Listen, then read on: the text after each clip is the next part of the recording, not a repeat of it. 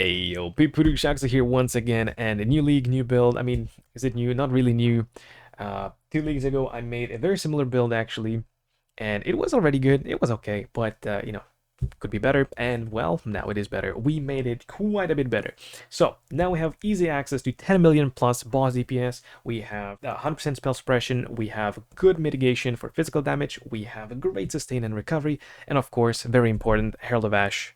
With Despair MTX, it's even better. I mean, it's objectively one of the best MTXs, but I digress.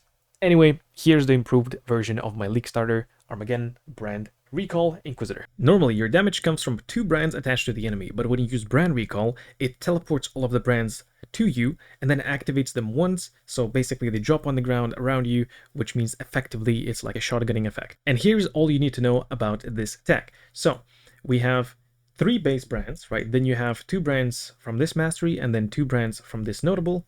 That gives us a total of 7 hits per brand recall. Then we have a brand recall cooldown recovery, which we get here, and these nodes leading up to it here as well as the gem itself gets some juice from levels. If you get Anomalous, that's even better. If you link it to Enhance, even better. Then also on the belt, if you craft cooldown recovery rate, that helps a little bit as well, bringing the cooldown to just above 1.3 seconds. Area of effect. Bigger AoE allows you to be less accurate with your positioning on single target, as well as making the clear better. That's obvious, right? But so basically these nodes and these nodes are pretty high value, especially important to note that you want to go through the AoE, not through cast speed, because this is +1 radius, just for those 8%. And last but not least, cast speed. It's also variable. It's also pretty important, and for a few reasons. One is that it's actually like it makes playing and mapping a lot nicer when you have high cast speed. And then the second thing is, well, partially why it feels better is not only because you cast it faster, but it's after you cast it, it attaches to the enemy, right? And then it drops down faster. If your brand can activate 3 times per second, it will drop 3 times per second, right? But if your brand can only activate once per second, it will only drop once per second, right? So there's a big difference in delay of your damage if you have high cast speed and then if you don't have cast speed, right? There's a big difference. And then an important thing for damage is that with brand recall, the higher cooldown you get, the more cast speed you want. You want your brands to be able to activate and cast at least once between every brand recall that you do, because that will effectively give you 2 more hits because we have 2 attached brands, but you don't need that much cast speed unless you really push the CDR, and like on the Hierophant setup, it's a little bit more relevant. Here we just get a little bit of cast speed. Of course, the more the better, but a little bit of cast speed does the job. That's why you don't need to travel here and you'd rather take the AoE. Okay, so mechanics out of the way, let's jump into how do you calculate the damage, right? So let me open my calculator. Okay, so this is how you do it. You look at your average hit damage, right? The number here, not hit DPS, average hit, 1.6 million. And then we have to multiply that by 9 because 7 base brands and then 2 more. So every time you click brand recall, you bonk 7 times, but then before you can cast your brand recall again, right, while it's on cooldown, 2 of your brands will activate and bonk the boss or the enemy 2 times, technically, right? They will each activate once, but that's a total of 2, so that's 9. So 7 plus 2, right, that's 9. So we multiply 16, well, 1.6 million. We get 14.4 million damage per brand recall. This is not DPS, this is damage per brand recall, okay? And this is very nice, right? This allows us to one-shot essences and one-shot like big boys, thick enemies. It feels amazing, right? But this is not DPS, so how do you find your DPS? You divide your damage per brand recall by the cooldown of your brand recall. And here you can see we divide by 1.386. That gives us 10.38, whatever the number there is, right? 10 plus million damage per second. And yes, this is conditional, but it is realistic. And even if you drop some conditional stuff, it's still good damage. And the thing is, in Trade League, we have access to forbidden jewels, which means that if you go to this setup that I have for level 100, and we chuck in these jewels, Forbidden Flame and Flesh, to yoink Sign of Purpose from Hierophant, right? This node right here. It gives us brand recall has 100% increased cooldown recovery rate. That brings me to 1.023 seconds. It's effectively like 30% more damage. It's very juicy. So this is definitely something that we can go for in the late game. However, there are also some good options, like for example, Arcane Blessing. It would be 20% more damage. It also gives some cast speed and stuff like that, right? So this potentially could be better to one-shot more stuff. There are some options, some charge generation, conviction of power, right? Like, or you could just load up life and like double, triple crit multi-jewels, and it's less damage, but you gain also life. So that's, an even tankier option. So that's pretty good. Anyway, so let's go back to realistic stuff, league start stuff. So let me start from the Ascendancy. I go for the regen stuff and then for the crit stuff. The life regeneration duplication onto your energy shield allows us to run an incredibly nice setup with Eldritch Battery and your mom. Basically, what this does is that not only does it solve all of your mana problems, it also gives us one additional aura that we can run with a Divine Blessing, right? Because Eldritch Battery. So we spend energy shield instead of mana. And then also Mind Over Matter gives us 40% of damage taken from mana before life. In this case, Energy Shield because it's protecting mana. So that allows us to run Righteous Fire. And that gives us 40% more damage, right? So this is juice. Very nice. I've been doing this for a while and I'm a big fan of this, okay? Especially on League Start. This is very nice. If you really want more protection from chaos damage, you could go here and get this 30% of chaos damage taken does not bypass energy shield, right? As you can see here, it would give me plus 9,000, almost 10,000 chaos max hit. So definitely, if you want to be more on the safe side, get this and it will be great. For 1 point, I mean, that's really good. As for the crit part, right, it allows us to ignore enemy monster resistances, which means that we don't have to care about exposures, curse stacking, all of those resist reducing mechanics. We don't have to worry about them. We don't have to worry about altars with max res for monsters with resistances. We don't care about essences gaining resistances, stuff like that, right? This is very nice in sense of like power, just raw power, but also quality of life, because we have to worry about less things and we have to click less things. That is, that in my book, that's like big juice. And so to take full advantage of this Ascendancy point, we want to reach 100% crit chance, which we do, and it's not that hard, but it requires a setup for it. We have some passive points invested on the tree for it. Then we have Burial Ground on the boots. And it's usually an annoying thing for many builds, but because with the Brand Recall, you want to be on top of the boss anyway, you don't even have to think about the Burial Ground. It will be applied automatically. Next thing is the Diamond Flask. I have 35 chance to gain a flask charge when you deal a critical strike. You want to have only one flask with this mod, so that way this flask will have the best uptime on single target scenarios, like extended boss fights, for example, right? And then last thing, we have power charges. We get power charges here on kill. That's automated. We don't have to worry about it for clear. And then Assassin's Mark, the default quality charge on hit for us. If you link it with Enhance, I mean, it helps, but the main thing for Enhance is Brand Recall, right? Or Enhance is for Brand Recall. Anyway, then we also get Endurance charges from Enduring Composure, right? A 2 passive small cluster gives a bunch of armor. That's also nice, but Endurance charge every second if you've been hit recently. So for 4 seconds, we're generating 1 Endurance charge every second, which makes this quite nice and quite effective. Pretty good uptime. But if you feel like you're lacking that uptime, you could go for increased charge duration mastery right here and get, like at that point, it's definitely going to be a 100% uptime for your endurance charges. Another cool thing that you could go for is cannot be shocked while at maximum power charges. As for frenzy charges, there are a few options that I'm personally considering, and I think the one that I have here in the POB is probably the nicest one. So basically, you can craft minimum frenzy charges on 2 rings and an amulet. I didn't do that. I sacrificed one of them for shock nearby enemies for 4 seconds when you focus. This gives us bigger hits, resulting in bigger DPS. And if you can manage to get a minimum frenzy charge unveiled, right, that will give you the minimum frenzy charge and also chance to gain a frenzy charge on kill. So that would be nice because you would get the 3rd charge while mapping and it will give you a better mapping experience. The other option would be to go for that 100% charge mastery, right? So it will double dip a little bit. And then go for a body armor, a different implicit, instead of what we have now, which is increased effect of non-curse auras from your skills. We would go for gain a frenzy charge every 15 seconds. That's the lowest tier, right? So with higher tier, it would be less seconds in between frenzy charges. And that way you do get a little bit of a ramp time, but this is a pretty cool option that is definitely viable. It opens up some suffixes, so if you're struggling on resistances, for example, right, you could drop 2 suffixes technically, and then, you know, that gives you more resistances if you need that. And then the third option, the last option, would be to go here and grab this mastery, 10% chance to gain a frenzy charge when you hit your marked enemy.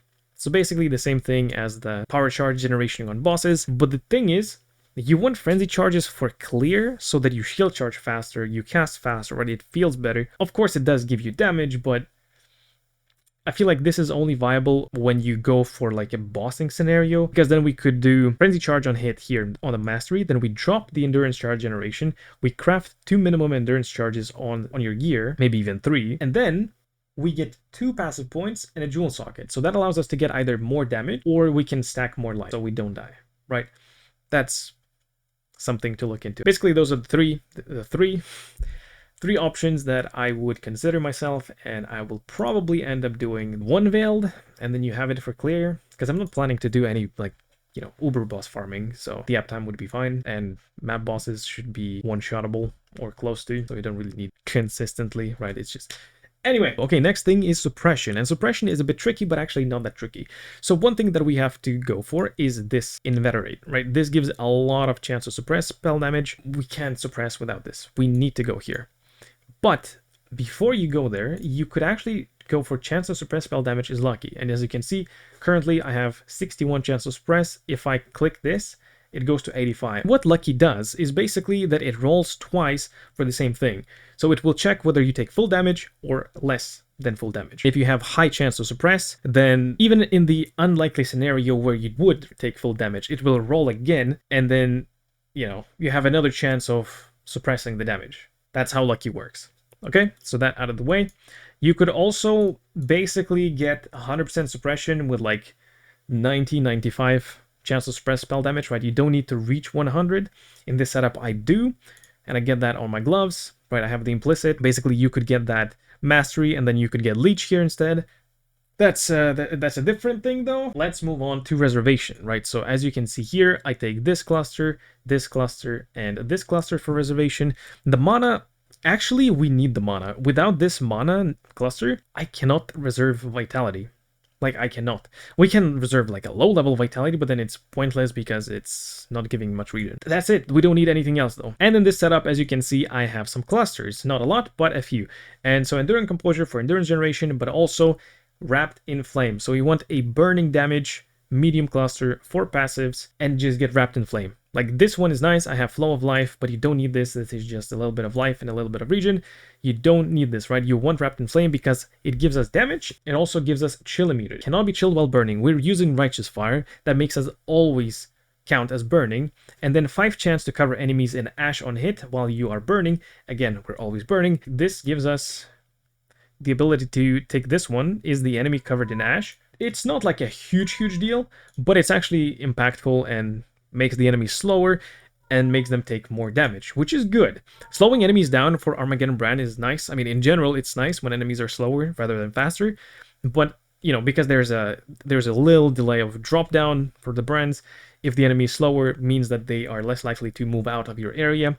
Also, that's why you want more AoE, because enemies are less likely to move out of your overlap area.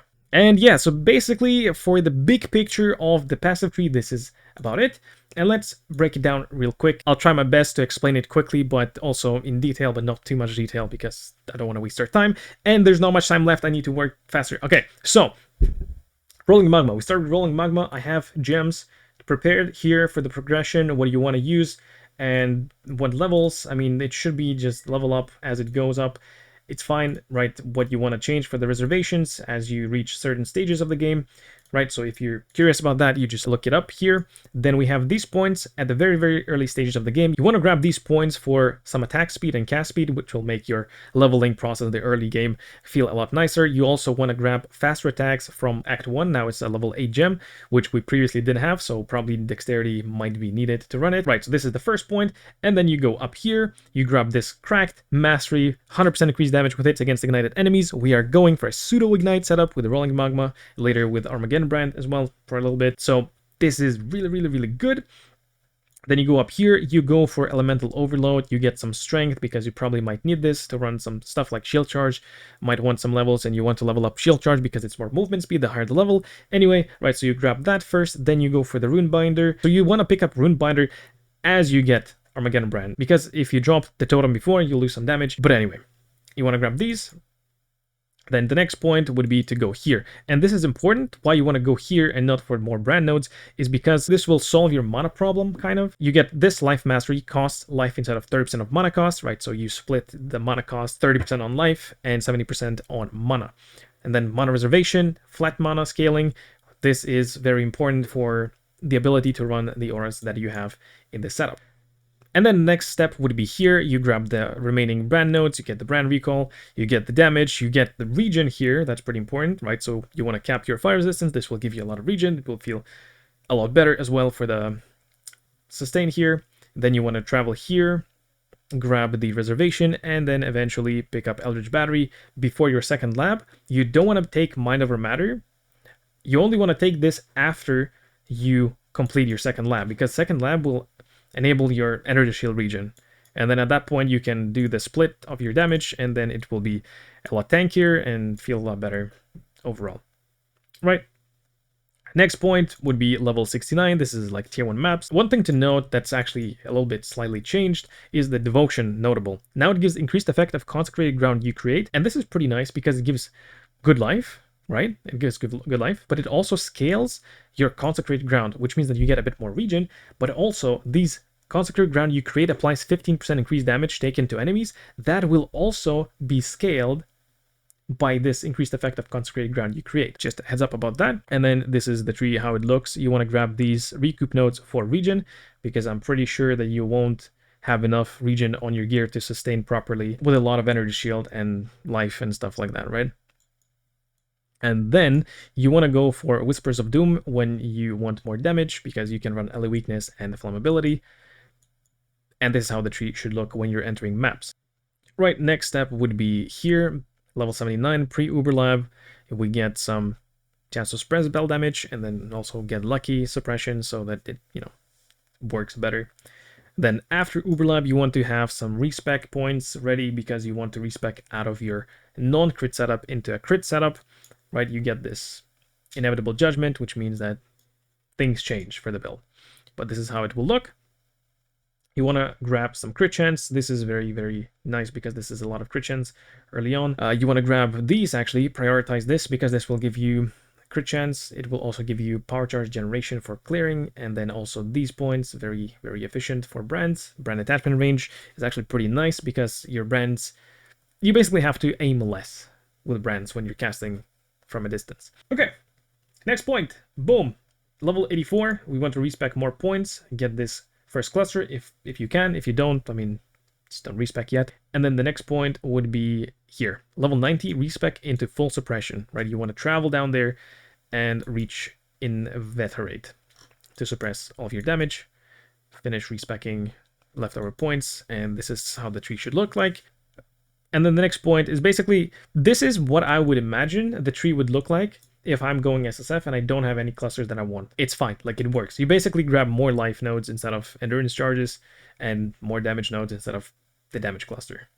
And then level 96, this is what I would do in trade. And then, of course, we have a level 100, which is very similar actually, but it gives, the jewel sockets, and then you get jewels.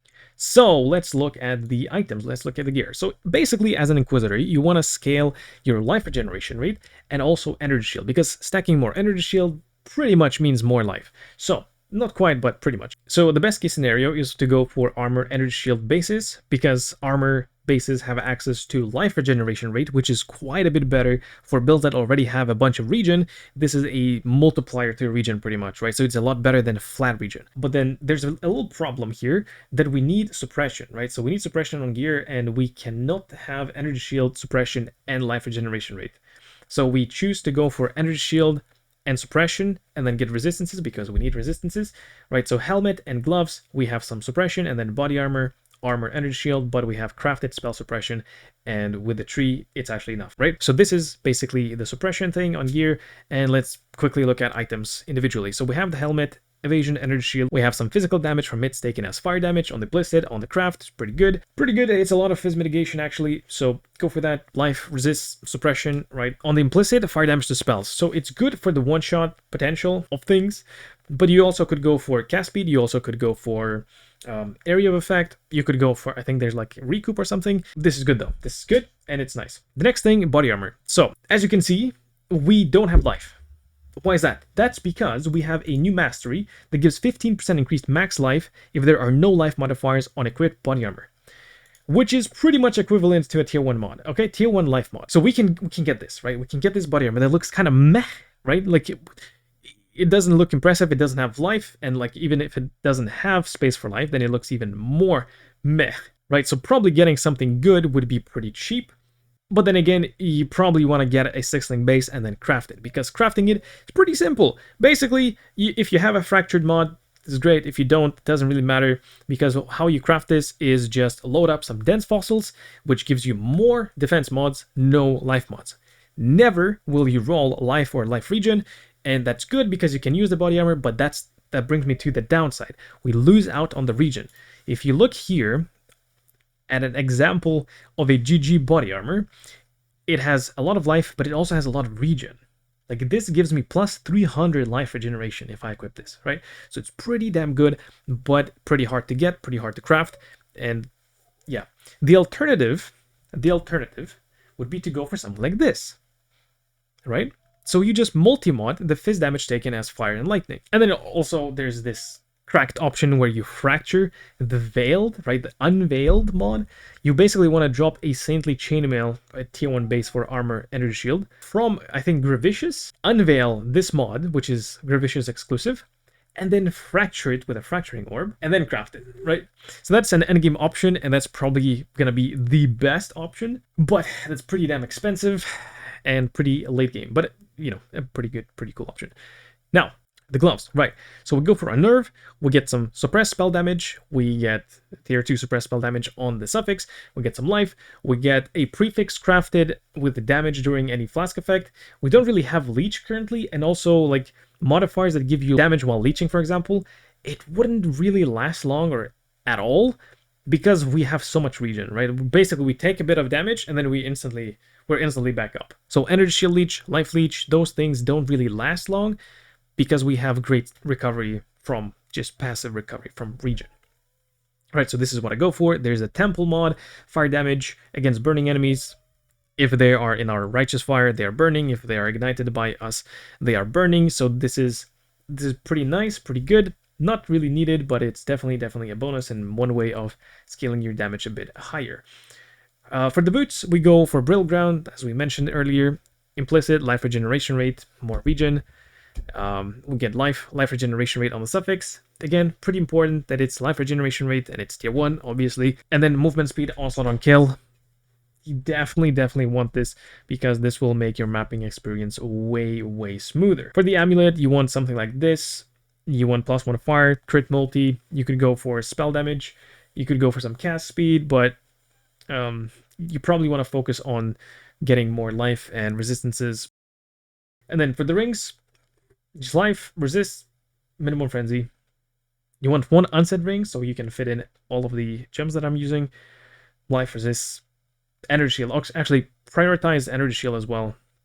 Like if you can get energy shield on the prefix and life, that's some good stuff. Okay, and then the belt, you want to craft cooldown reduction. You get regen, you get life, energy shield. Ideally, you go for a Stygian Vice so that you can fit in an Abyssal Jewel, which would give you phasing on kill. Before you get phasing on kill, actually, you should drop one of the flasks and just run phasing flask. It will give you, early suppression and also phasing with Armageddon brand. It will, well, it's kind of like necessary to feel good about it, because otherwise you'll just run into a pack and get stuck, and it's a bit annoying, right? Like there's a little bit of delay for your damage, so if you're not phasing, you're not going through the enemies, you can frost blink and you can shield charge. It's not a big problem, but to make it smoother, you want phasing from some source. Okay. And then the shield, you want +1 level to fire spell skill gems. You want spell damage, fire damage, right? Whatever you can get. And then life, resist, max res is pretty cool. Regen is pretty good. And then you want an open suffix to craft to deal double damage while focused. For the weapon, I mean, pretty standard stuff. Nothing fancy here. I have notes explaining what you want and what you could get. And you should definitely use trade for these items to find a cheap and good weapon. Basically, to find a cost-efficient option for your weapon, right? Right? If you don't know how to use this, I can't show you right now because trade site is down, but it's not hard. It basically gives you, you click find best, you could input a max price that you want to look for, and then execute. It will search for items. Currently it's giving an error because, I mean, it's not available, but you'll have to click here, I think, again, and then it will give you a link. You copy that, paste it in your browser, and you can look at the weapons. You can buy from there, and like it calculates all the weightings, what is good for the build, and how good it is. So, yeah. Okay, so gear explained. Now let's look at the flasks since I'm here. You want a life flask, corrupting blood removal. Pretty important because we don't have access to a lot of jewels, so you can't really get a cheap Corrupting Blood immunity jewel. But once you do get Corrupting Blood immunity, you can load up another non-life flask, and that would be, you know, probably Bottle Faith or something like that, or Explodey Flask. Actually, pretty damn good. Next thing, Granite Flask, armor. Armor gain charges when you're hit. Great. Quicksilver, increased effect, movement speed, you want to juice it up. Jade, evasion, you could potentially go for a Ruby Flask, get like cast speed on it, which would make your mapping experience better. You know, defense is actually, well, defense is really good. It gives fizz mitigation because we have quite a few, well, I guess not that many in this setup, but physical damage taken as fire.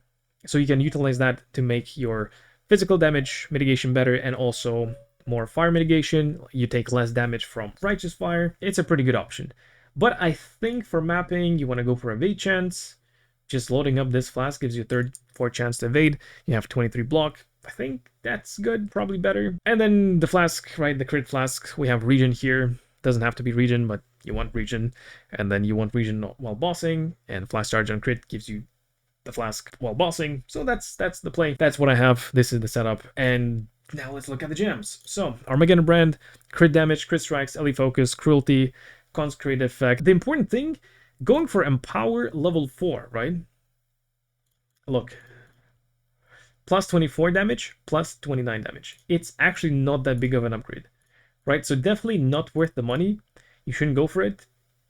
But if you can get level 5, now we're talking. Plus 41, you know, then yes, but until then, no. Actually, one thing that you could look into is cruelty with anomalous. If you're lacking a bit of crit chance, that could be a little bit, you know, a little bit of a help. If you have too much crit chance, you could go for anomalous critical strikes, and I have that covered basically in my late game setup for the gems, all the alt qualities and whatnot. We have brand recall, a link to enhance. Also, we have righteous fire, assassin's mark here. You really want to prioritize anomalous brand recall. This will give you a big difference. As you can see here, it goes right from 1 point, well, okay, without enhance, 1.8 something to 1.4, and then with enhance, 1.3. You know, good stuff. If you level 4, you look, yeah, you know, it scales. And the next thing, we go for the movement skills. So this requires a little bit of explanation, right? So this is a 5 link. You want to swap Culling Strike instead of faster attacks when you're fighting big bosses. Or maybe like even at the end of the fight, if you can manage that, right? And then shield charge, faster attacks, feels amazing. Frostblink, elemental proliferation. So there are a few things here. One thing is you can actually just like freeze a whole pack. You can freeze small monsters, and those small monsters will proliferate their freeze onto a rare standing nearby, and then, you know, that's pretty cool. But then also the main thing is here, Frostblink, ignite. We get 30% chance to ignite. And why do we want that? Because we have the fire mastery. Critical strikes do not inherently ignite. Increase damage with hits against ignited enemies. But we are running LE focus in Armageddon brand, right? So this skill cannot inflict ignite, even with chance to ignite, even with crits.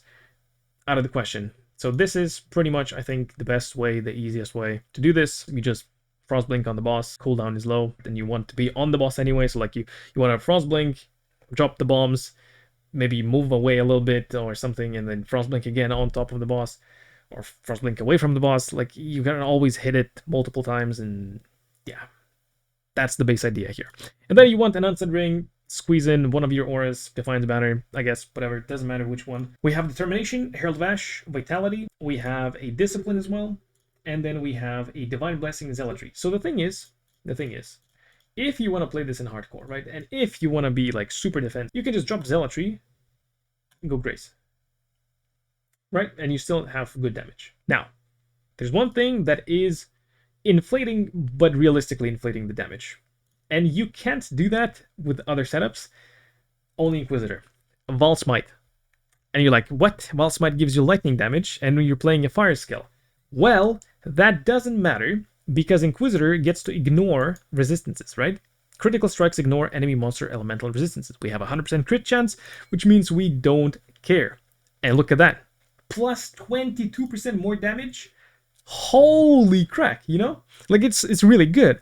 So, you look at the skill. Base duration is 8 seconds. It's not that bad. Can store two charges.